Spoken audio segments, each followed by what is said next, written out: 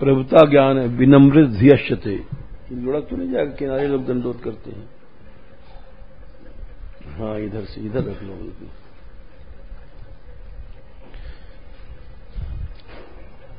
दास के लक्षण हैं। सही में अगर कोई दास बन जाए तो भगवान उसके दास बन जाते हैं। उनका हूं दासन को दास कहाऊं, या भागवत के प्रमाण ले लो। भगवान दशम स्कंद 86 में एवं सब भक्तोर भगवान भक्त भक्तिमान आखिर में आता है, 86 के आखिर में है 59। भगवान भक्तों की भक्ति करते हैं, दास के दास बन जाते हैं। सर्वशक्तिमान भगवान, लेकिन हमारे में दास के लक्षण नहीं हैं। बस यही दुख की बात है। पहला लक्षण आश्रय है। वो आश्रय तभी हटता है जब अन्य आश्रय हट जाए।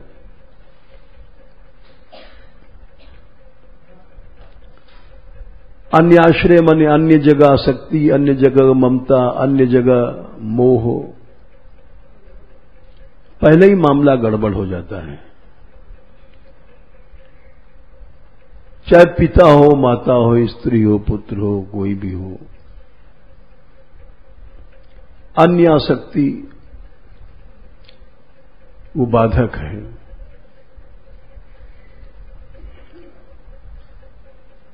ये पहली सीढ़ी ही गड़बड़ हो जाती है। जब पहली सीढ़ी गड़बड़ है तो आज्ञा पालन नहीं होगा, तो मनुष्य मनमाना करेगा, विश्वास नहीं रहेगा उसका। विश्वास होने से मतलब है कि वो आज्ञापन स्वयं, चाहे कुछ भी हो जाए, विश्वास नहीं है तो सदा कपट बना रहेगा, सदा बना रहेगा कि हमारा मान चला जाएगा, सम्मान चला जाएगा। दैन्य नहीं आएगा। सारी चीजें गड़बड़ हो जाती हैं अन्य आश्रय से। अन्य आश्रय माने शरीर का आश्रय। हम शरीर के मान सम्मान को सोचते हैं तो आश्रय तो नष्ट हो गया। इसलिए पहला ही जो लक्षण है वो हमारे अंदर नहीं आ पाता। प्रश्रय, आश्रय माने अन्य आश्रय सब खत्म हो गए और अन्य में सब चीजें आ गई। केवल परिवार ही नहीं आया, अपने शरीर, इंद्रियां सब आ गई। भगवान के अतिरिक्त सब वस्तु अन्य है, सब संबंध अन्य हैं, सब आसक्तियां अन्य हैं, सब ममताएं अन्य हैं। ये हम जैसे लोग नहीं समझ पाते हैं, समझ ही नहीं पाते, करना तो दूर रहा। गाते रोज हैं एक भरोसो एक बल एक आस विश्वास, लेकिन कुछ नहीं है। वो एक ही गाते रहते हैं, मामला सब गड़बड़ रहता है, अन्य आश्रय बना रहता है। और अन्य आश्रय हट जाए, इसलिए भगवान ने कहा कि इंद्रियों को संयम करो, मन का संयम करो। ये सब अन्य है, ये सब अन्य है। इसका प्रमाण देख लो। ब्रह्मा जी ने कहा है, या 9 योगेश्वरों को ले लो, 11वें स्कंद में दूसरे अध्याय में भक्त लक्षण में आखिर में आता है, देह इंद्री प्राण मन बुद्धि, ये सब अन्य है। 49 देहेंद्रिय प्राण मनोधियाम यो, इसका प्रमाण ले लो। ये प्रमाण है, इसको हमको समझना चाहिए, क्योंकि जब तक हम समझेंगे नहीं, समझ नहीं पाएंगे, तब तक हम करेंगे क्या। हम लड्डू के लिए सवेरे से परेशान हैं, क्यों? इंद्रियासक्ति है, तो उसका चिंतन हो रहा है लड्डू का। तो इसीलिए शुद्ध भक्त बनने के लिए ये अन्य है, देह अन्य है, इंद्रिय अन्य है, मन अन्य है, बुद्धि अन्य है, ये सब अन्य है। इसको समझना पड़ेगा, समझना चाहिए, जरूरी है। देहेंद्रिय प्राण मनोधियाम योग, ये इनके जो पांचों धर्म है, जन्म अप्यय क्षुद्ध भय तर्ष कृच्छई संसार धर्म, ये संसार धर्म पैदा करते, मोह। ये शरीर मोह पैदा करता है, इंद्रिय पैदा करती है, मन पैदा करता है, बुद्धि पैदा करती है, प्राण पैदा करता है मोह। इनसे जो अविमुह्यमान, जो मोहित नहीं होता है, वो भक्त है। अब हम भक्त कैसे बन जाएंगे? सवेरे से हलवा की सोच रहे हैं, अब तो भगवान कहाँ रहा मन में, हलवा है, क्योंकि वो प्राण का धर्म है। प्राण जो भूख लगाती, प्यास लगाती है, क्षुध लगाती है। तो इसलिए ये सब अन्य आश्रय क्या है समझना चाहिए। हम आज नहीं हैं, लेकिन लक्ष्य तो अच्छा रखना ही चाहिए कि हमको भक्त बनना है। हम अन्याश्रय छोड़ें, ये तो लक्ष्य बनाना ही पड़ेगा। नहीं बनाएंगे तो फिर भक्त नहीं बन सकते। मनुष्य के जीवन में दो प्रकार का पतन होता है। एक तो लोग साधारण, हम लोग पैसा वैसा भोग पा करके खुश हो जाते हैं। एक वो है जो गिर के दुखी होता है। जो भोग पा करके, पैसा पा के खुश हो जाता है, उसका रास्ता साफ है कि वो आगे नहीं चलेगा, वो अवश्य नष्ट हो जाएगा। इसका प्रमाण ले लो। सूरदास जी लिखा है, विषयाजात हर्षयोगात, खुश हो रहा है विषय को पा करके। विषयाजात हर्षयोगात, इतना खुश हो रहा है जैसे किसी अंधे को खजाना मिल जाए, आंख मिल जाए, वैसे मनुष्य मलमूत्र पाके खुश होता है। ऐसे अंध जानी निधि लूटत,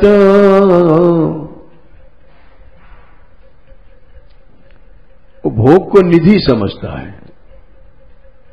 बड़ा कामिनी कहती बड़ा अच्छा पुरुष मिल गया, पुरुष कहता है बड़ी अच्छी लड़की मिल गई।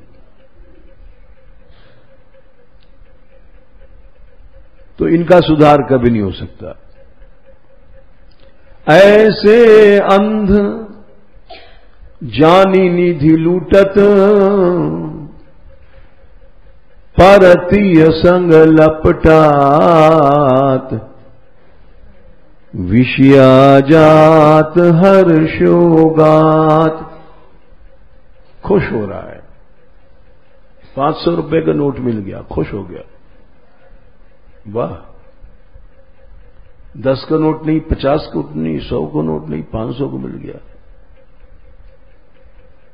अब उसमें क्या, उसमें तृष्णा लोग जाएगी। जो खुश हो रहा है दुखी होना चाहिए।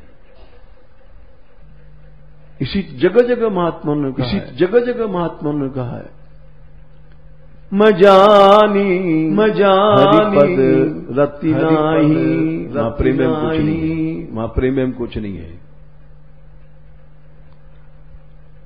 मजानी हरिपद रति नाही, सपने नहीं विराग, सपने नहीं विराग मन माही।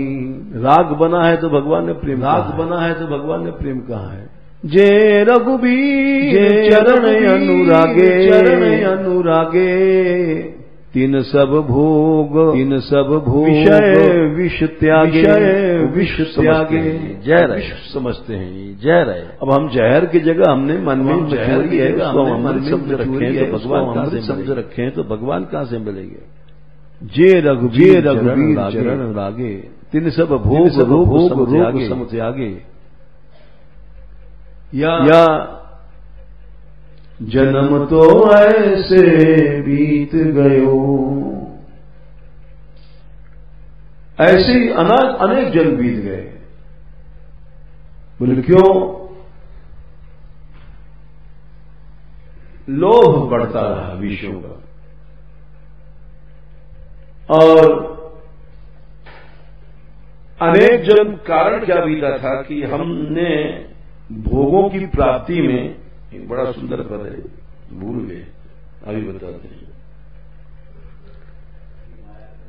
नहीं रुको, ऐसे तो हम ही जोड़ लेंगे टुकड़ा। जैसे रंग पदार्थ पाए, जैसे कोई दरिद्र जा रहा है और उसको कहीं सोने की अंगूठी मिल गई, कुछ मिल गई, तो कितना खुश होगा। था दरिद्र, अब कोई पदार्थ मिल गया तो बड़ा खुश होता है। ऐसे भोग पाके जो खुश हो रहा है वो क्या भजन करेगा। जैसे रंग पदार्थ पाए,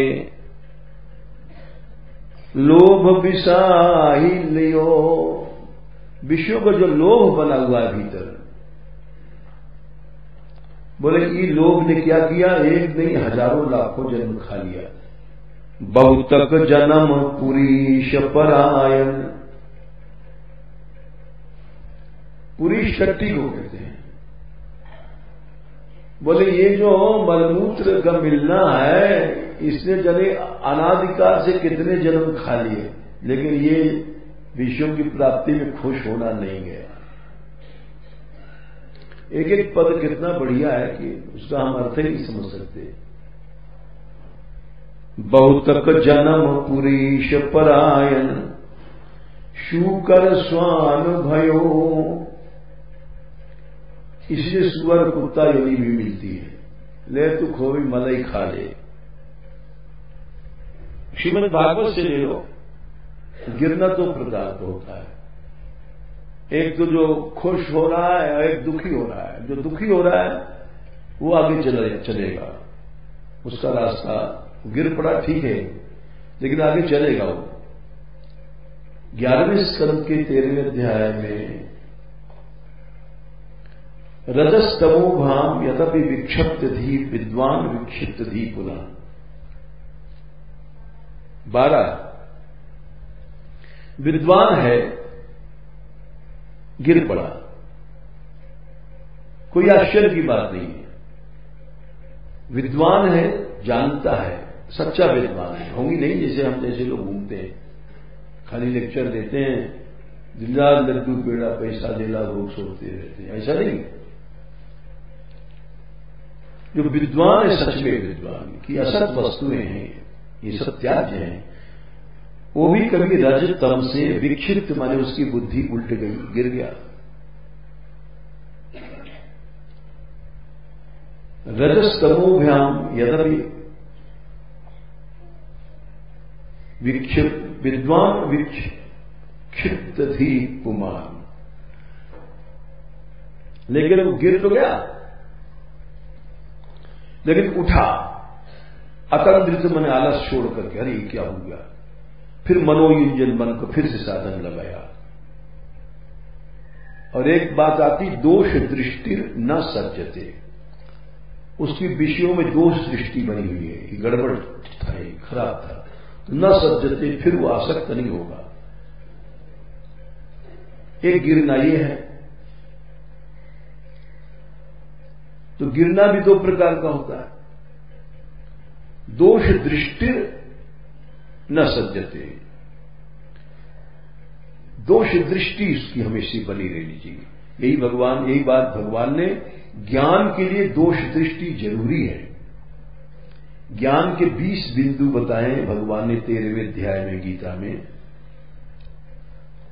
7, 8, 9, 10 4 श्लोकों में ज्ञान के 20 बिंदु बताए हैं। उन 20 बिंदुओं में अगर दोष दृष्टि नहीं है तो ज्ञान फल कुछ नहीं होगा। दोष दृष्टि होनी जरूरी है।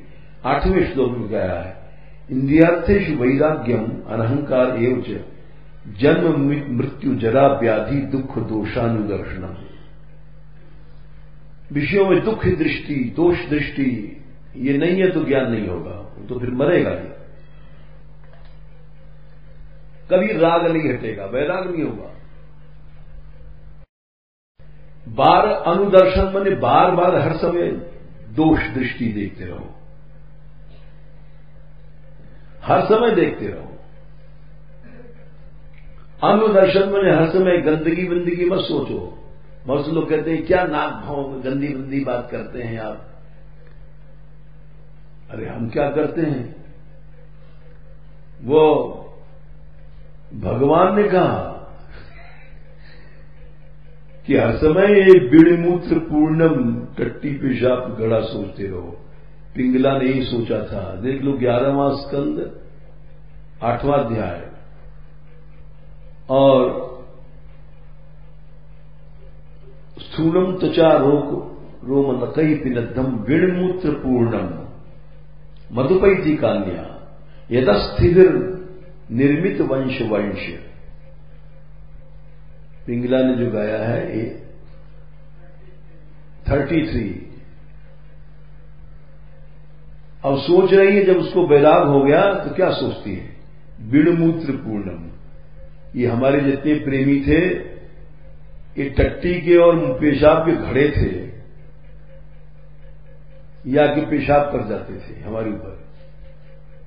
मधुपई थी क्या, मेरे समान नीच नारी कौन होगी जो इन टट्टी के घड़ों से पेशाबों के मटकों से निपटती थी। ये सोचना जरूरी है। वह एक और तुमको गंदी बात सुना रहे हैं, बहुत गंदी है, क्योंकि हम निर्लज्ज हैं। हम जब वहां प्रयाग में थे तो ब्याह था किसी का, तो छोटे थे, तो वहां नाच गाना ऊपर कोठे पे हो रहा था, खाली स्त्रियां थी। तो उन्होंने एक गीत गाया और सब हंस रही थी और हमको याद हो गया गीत। वो है तो बड़ा गंदा, लेकिन अब हमको मालूम पड़ता है वो बड़ा अच्छा है। उसमें था वो जीजा जी आए, फलाने आए घर, पहली कड़ी तो याद नहीं, लेकिन है खड़े खड़े जब मुंहते बादशाही फुहारा छूटे, और खड़े खड़े जब पाने बादशाही नगाड़ा बाजे, और खड़े खड़े जब हक गए बादशाही पकौड़ा छूटे। और खूब हंसती थी, लेकिन हमको भी गीत सुना याद हो गया, क्या करें। अब पता पड़ा है बिड़मूत्र पूर्णम पिंगला कर रही है कि सास सही में बात से वो मटका है पेशाब का और टट्टी का मटका है, और उससे क्या निकलेगा, गुलाब का फूल थोड़ी निकलेगा। तो दुख दोषानु दर्शनम, ये बार बार दोष देखो जब तुमको ज्ञान का बिंदु बताने बताया। भगवान ने 20 बिंदु में ये दोष दर्शन जरूरी है। अब तुम अगर सोचोगे इसकी बड़ी अच्छी नाक है, इसका कान कितना बढ़िया है, इसकी नाक तोता किसी है, तो मर गए। इसीलिए दुख दोषानुदर्शनम 12 भगवान ने कहा। ऋषभ भगवान ने कहा 5 स्कंद 5वां अध्याय पहला, पिंगला का है 11 स्कंद 8वां अध्याय 33 बोले हमारे जैसा कौन नीच स्त्री होगी जो माट की पट्टी पेशाब के मटकाओं से निपटेगी। बिड़ मूत्र पूर्णम मधुपैती कान्या, क्योंकि उस समय विदेह नगरों में सब स्त्री पुरुष अध्यात्म थे।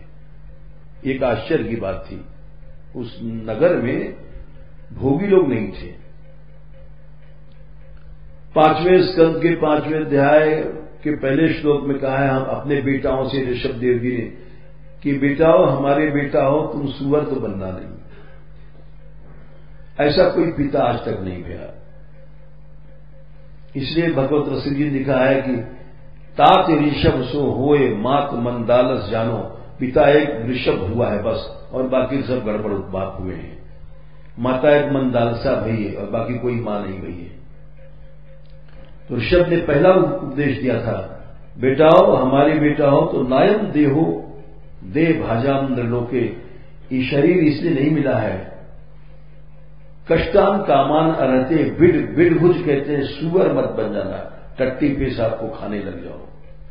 तो उनके 100 लड़के 100 त्यागी बन गए, 81 तो कर्मनिष्ठ कर्मकांडी बन गए 100 में से। दिन रात यज्ञ करना, 9 योगेश्वर बन गए। ये जो 11वें स्कंद में है 9 योगेश्वरों का संवाद, और बाकी को 9 वर्षों का राजा बना दिया। और एक भरत जी थे सबसे बड़े, तो 100 बेटे 100 को 100 ऐसा कोई बाप नहीं हुआ। ऐसा कोई बाप हुआ नहीं जिसके 100% लड़के परमार्थ में, ऐसा कोई नहीं हुआ। जगह जगह है, भगवान ने तो और इससे भेजा सही बात कहा। हम लोग मूर्ख पर इसको गंदा समझेंगे। भगवान ने 11वें स्कंद के 26वें अध्याय में और भी गंदा कहा है। संसारी हिसाब से गंदा तो नहीं कहना चाहिए। बोले हम लोग है कौन, जैसे वो मल में चिड़ुना होते हैं, टट्टी में कीड़े पड़ जाते हैं सफेद सफेद छोटे छोटे।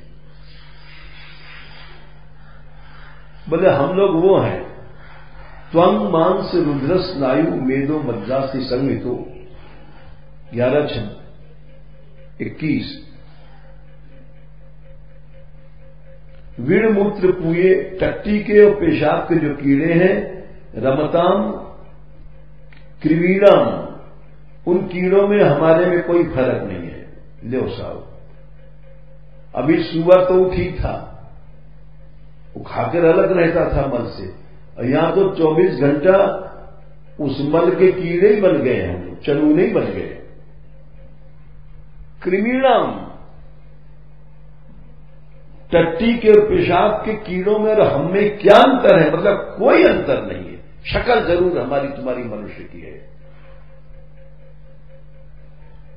इससे ज्यादा क्या और हो सकता है कि अपने चलूना है।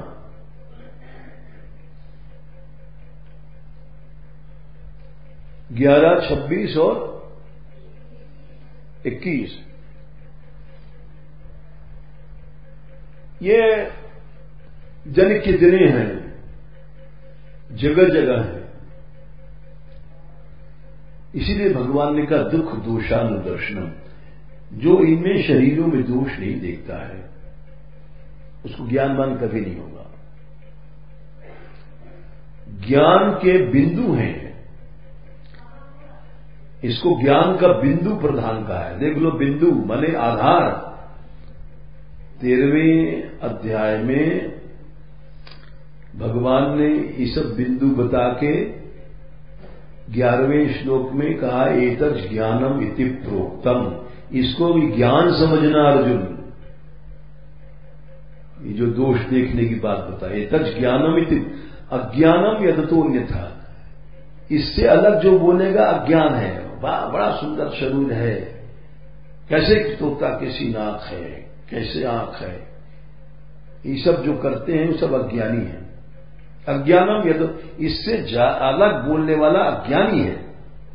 जो शरीरों में दोष नहीं देखता वो अज्ञानी है। और इसको महापुरुषों ने गाया है। रुधिर मेद मलमूत्र कठिन कुछ उदर गंध गंधात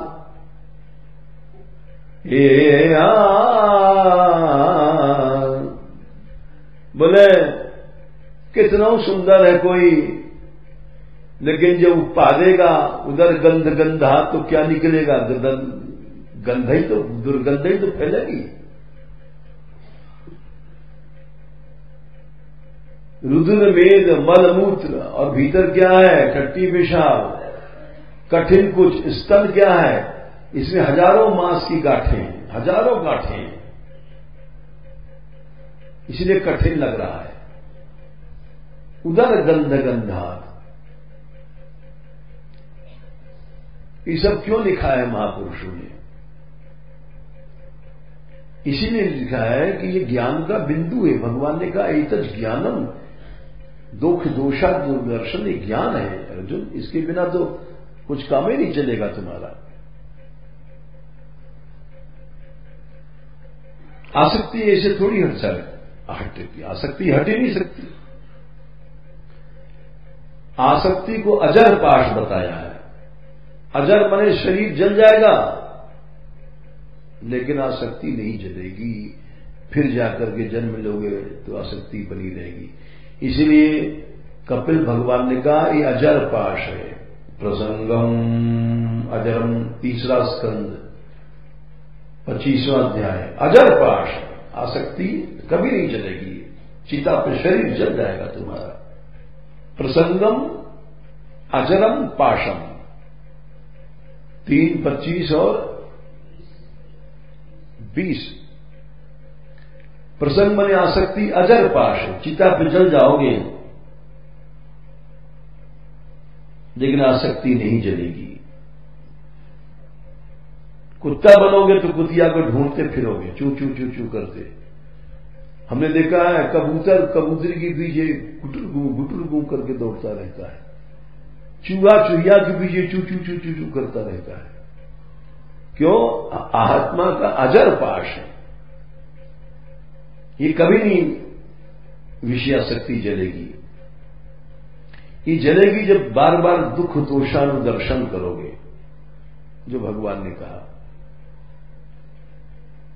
इसीलिए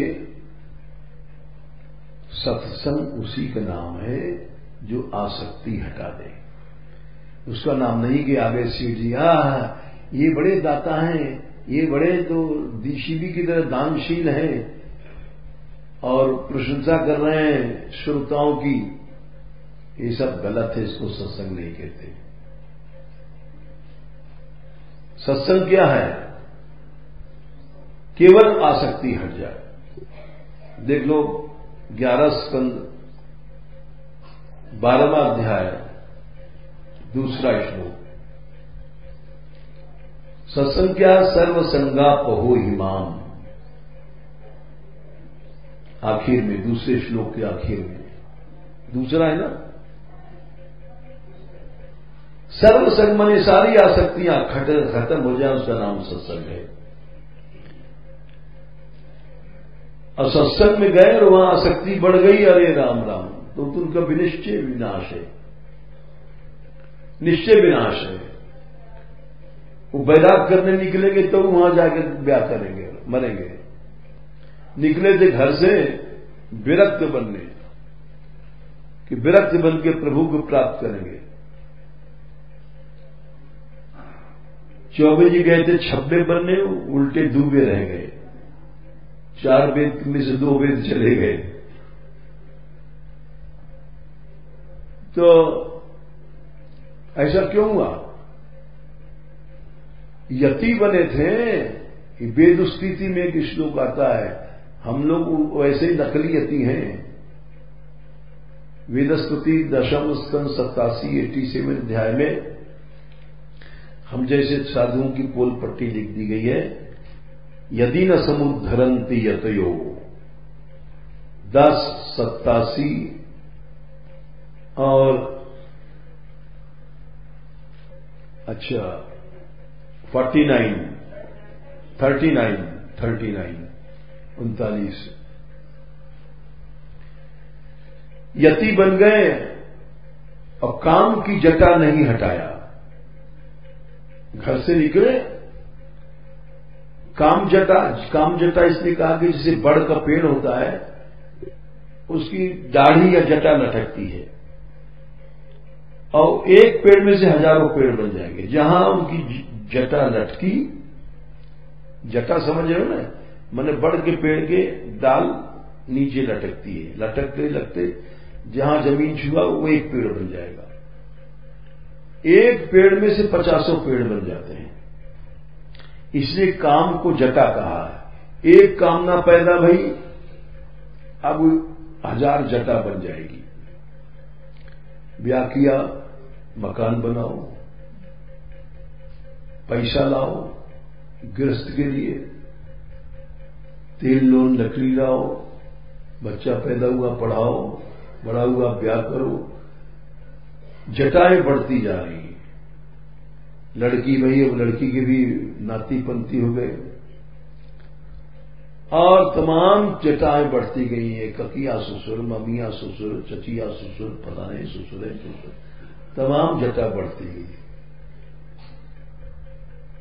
तो इसलिए वेदस्तुति में यदि न समुद्धरन, एक जरा सी कामना हजारों तुमको पेड़ बना देगी। इतनी जटाएं बढ़ती हैं कि कपिल देव जी ने कहा है कि जटा के ऊपर श्लोक याद आ गया। 3 स्कंद 31वां अध्याय, स्त्रीत्वम स्त्री संगतः प्राप्तम वित्तापत्य गृह प्रदम है 41। स्त्री मिल गई, अब वित्त पैसा चाहिए, जन्म भर कमाओ, ने खाओगे क्या दोनों जने। अपत्य, छोरा छोरी हो गए बहुत से, उनको पाला। गृह, अब मकान बनाओ, ये सब जटाएं हैं। विद्यापत्य, जन्म भर हाथी बांधना आसान है लोग कहते हैं, और पूरा में मेहरी माने स्त्री बांधना आसान नहीं है। हाथी थोड़ी गए, हाथी को तो खाली पत्ता पटक दो, खा लिया। स्त्री कहेगी मीठा लाओ, शक्कर लाओ, गहना लाओ, साड़ी लाओ, चप्पल लाओ। हाथी चप्पल थोड़ी पहनता है, शक्कर थोड़ी खाता है। हाथी बांधना आसान है, मेहरी स्त्री बांधना आसान नहीं है। उसे बाजार झगड़े हैं। मेहरी ने कहा फूल गोभी लाओ, बैंगन लगे, फेंक दिया, ये क्या लाया हो। तो इसलिए वित्ता पत्य गृह प्रदम, जटाएं बढ़ती हैं। एक कामना से 1000 जटा बढ़ती जाएगी, और बढ़ती जाएगी, वो घटेगी नहीं। क्यों नाती हो गए, पंती हो गए, अब उनके परिवार के संबंधी बढ़ते हैं। 4 लड़कियां हैं तो उनके ससुर, नातेदार, नंदेऊ आए, फलाने आए, जाने कितने कितने बढ़ते जाते हैं। ये सब जटाएं हैं। एक ही लड़की नहीं है, लड़की का ब्याह हो गया तो उसके सास होगी, ससुर हो गए, नंद होगी, नंदेई होंगे, और कई तरह के ससुर होंगे, चचिया, तकिया, मम्मिया, पपिया, फूफिया, ये सब जटा है। इन जटाओं में तुम निकल नहीं सकते हो, कैसे निकलोगे। तो अब तुमको एक सुना दे अपने बात छोटी सी। एक बार कानपुर में सत्संग हो रहा था, कई मंजिल ऊपर मकान में, 3-4 मंजिल की। तो वह बेचारी स्त्री पुरुष रात को कीर्तन जम रहा था 11 बजे, और नीचे से खट खट खट बड़े जोर से भई। तो आवाज बार बार दें अरे खोलो भाई खोलो। तो अब ऊपर आवाज आई है, तो अब वो कीर्तन खूब जम रहा था। तो बोली लड़की, अरे मामा जी आए। मामा जी होंगे, उसके होंगे, उसके किसी के होंगे। अरे अपने आप चले जाएंगे, कीर्तन जम रहा है, जम दे दो। लेकिन मामा जी जमे रहे, खोलो खोलो खोलो। अब कहां जाए शहर में? अरे जब उठो ना तब तक चिल्लाते रहेंगे। अरे हाँ अब जाना पड़ेगा। अब देखो क्या ढूंढ, खड़े होकर के, अरे कौन है? अरे वो, अरे मामा जी भाग खुल गए हमारे। क्या दुनिया नाटक करती है। और जाकर के खोला, आओ कहां उठावे कहां धरे, आप हमारे यहां आए, भाग खुल गया छूटे ही। और हमने कहा देखो अभी तो कह रहे आफत आ गई रात को, अब कह रहा है भाग खुल गया। और वहां बैठला के सुन में, और आगे कहा अरे कुछ बनाओ खिलाओ। तो बोले कहते रहे मना तो करें, हम खा के आए। अरे इससे मतलब क्या है, कुछ तो कुछ बनाओ। और जाके भी बोला, अरे मैंने तो बहुत मना किया, वो जो नहीं मानती कहती ऐसा कैसे होगा, मामा जी को तो जबरदस्ती खाना ही पड़ेगा। सब उल्टा नाटक। अब भीतर आया तो कह रही है, जो कह रहे हैं हम होटल में खा के आए थे। अरे नहीं जल्दी कुछ कर दो। और ऊपर जाकर रहा, नहीं मैंने बहुत मना किया, मानती नहीं हो। तो ये सब क्या है? ये सब जटाएं हैं। ये जटाएं ऐसी कि सारे जीवन खा जाती हैं। वहां जाना है, वहां जरूरी है ब्याह, वहां जाना है, नहीं रिश्ता टूट जाएगा, नाता टूट जाएगा, संबंध टूट जाएगा। इसीलिए यहां पर कहा वेद स्तुति में, यदि न समुद्धरन्ति यतयो हृदय काम जटा। इस श्लोक को समझो, काम की जटाएं क्या हैं? जटाएं कहते हैं बरगद के पेड़ की दाढ़ी, एक एक दाढ़ी पेड़ बन जाती है। खाली लड़के के ब्याह कर दिया नहीं, समधी आएगा, समधीन आएगी, और जाने कितने जटाएं बढ़ती जाती हैं। एक जटा नहीं है, खाली लड़की के ब्याह कर दिया इससे मतलब नहीं है। अब लड़की के सास आएगी, ससुर आएगी, और लड़की के नंदेव आएंगे, फिर उसके कतिया ससुर आएंगे, फलाने आएंगे। ये सब जटाएं हैं, ये जीवन को खा जाती हैं। जटा समझो क्या है? यदि न समुद्धरन्ति यतयो हृदय काम जटा। ये सब जटाएं हैं और खा जाएंगे तुमको। दुरधिगमो, भगवान के मिलना संभव है, तो सब जीवन चला जाएगा इसी में। हजारों जटाएं हैं। यदि न समुद्धरन्ति यतयो हृदय काम जटा दुरधिगमो असताम हृदय कटो अस्मृत कंठमणि। मुश्किल है मिलना। जटाएं बढ़ती जा रही हैं, व्यवहार निभाना पड़ेगा। नहीं समझोगे नाक कट गई, बेइज्जती हो गई, रिश्तेदार रूठ गया। असुतृप योगी नाम, ऐसे जति मने साधु लोग जो असु मने इंद्रियों को तृप्त करते हैं, उनके लिए दोनों तरफ से नष्ट हो गए। परमार्थ भी गया, लोक भी गया, परलोक भी गया। लोक में कम से कम रहते तो अपनी स्त्री से मिलते तो कोई लठ न बजाता। यहां लोक भी गया, परलोक भी गया। उभयतोप्य सुखम। तो इसीलिए ये सब जानना जरूरी है। अन्य आश्रय क्या है? गृहस्थ में भी हो गए तो ये मतलब नहीं कि चलो अब बुराई नहीं करेंगे, खूब भोग भोगेंगे, नहीं, वो तो और अंधकार है, आसक्ति बढ़ेगी भोग से। भगवान ने कहा चाहे गृहस्थ हो चाहे विरक्त हो, फलासक्ति छोड़नी पड़ेगी। गृहस्थ में छोड़ना और कठिन है। देखो गीता 6वां अध्याय, पहला, दूसरा, तीसरा, चौथा, चारों श्लोक कहते हैं, अनाश्रितः कर्म फलम कार्यम कर्म करोति यः स सन्यासी च योगी च।